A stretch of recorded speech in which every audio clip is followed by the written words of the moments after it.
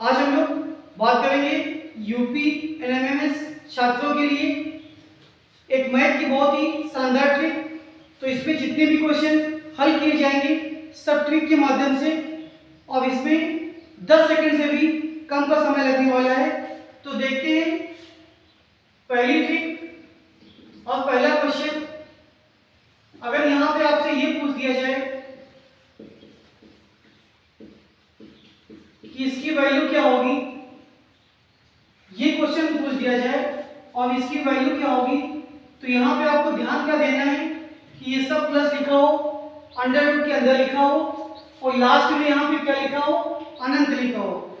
तो इसका जो 10 सेकंड से भी कम समय लगेगा, क्या करना है कि जो संख्या यहाँ पे लिखी होगी इससे आपको एक कम करना है और इसका जब गुणा कर देंगे तो आपका आंसर आ गया। क्वेश्चन देखने में बहुत बड़ा लग रहा था, लेकिन इसका आंसर सीधे सीधे क्या करना है कि जो संख्या यहाँ लिखी होगी उससे एक कम कर देंगे, गुणा कर देंगे, आसानी से आंसर आ जाएगा। एक और देखते हैं क्वेश्चन नंबर सेकंड। अगर यहाँ पे ये लिखा होता, अगर इस तरह से लिखा होता तो क्या आंसर आता कि जो संख्या यहाँ पे लिखी है इससे एक कम करेंगे, गुणा कर देंगे, आंसर आपका आ गया।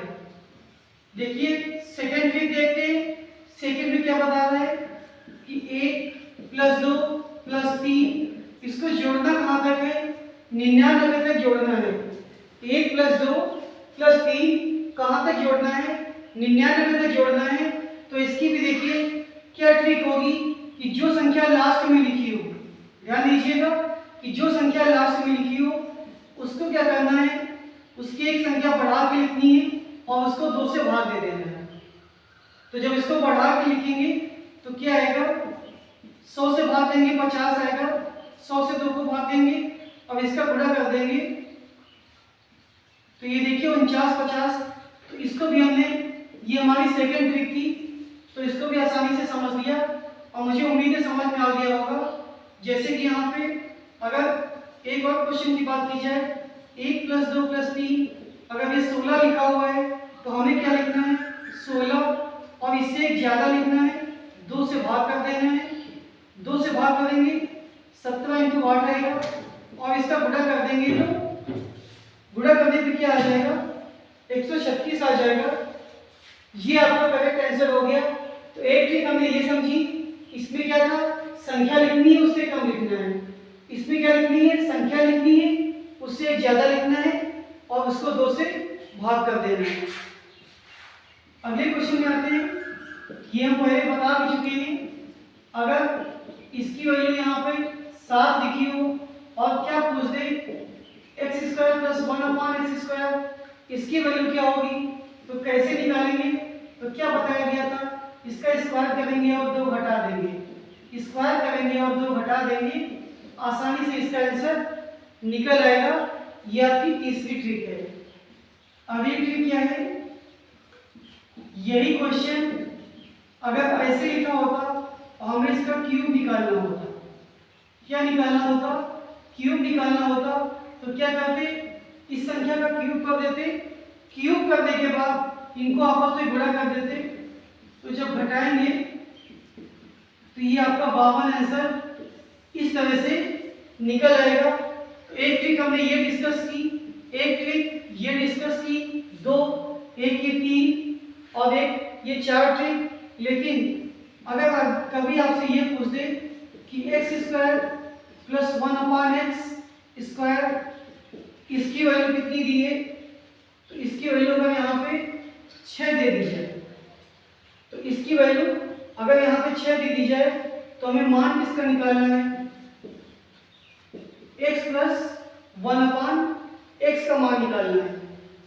तो क्या दे देंगे, कैसे लगाएंगे इस क्वेश्चन को, x² + 1/x², अगर ये 6 दे दिया जाए तो इसकी वैल्यू कैसे निकालेंगे, तो जो संख्या यहाँ लिखी होगी इस पे क्या करना है, हमें इसको 2 कर देते हैं कि जो संख्या यहाँ पे लिखी है इस पे 2 जोड़ना है, जो संख्या यहाँ पे लिखी है इस पे 2 जोड़ना है, 2 जोड़ देंगे कितना आएगा, 4 आ जाएगा और जो भी आएगा उसका हम लोग वर्गमूल निकालेंगे। तो कितना आएगा 2 आएगा। तो हमने दोनों बता दिए, x प्लस 1/x से ये निकालना और इससे यहाँ पर ये निकालना। इस पे जो हम लोग आगे बढ़ेंगे तो घटाया जाएगा, वापस आएंगे तो यहाँ पर जोड़ा जाएगा। तो ये अगली ट्रिक थी।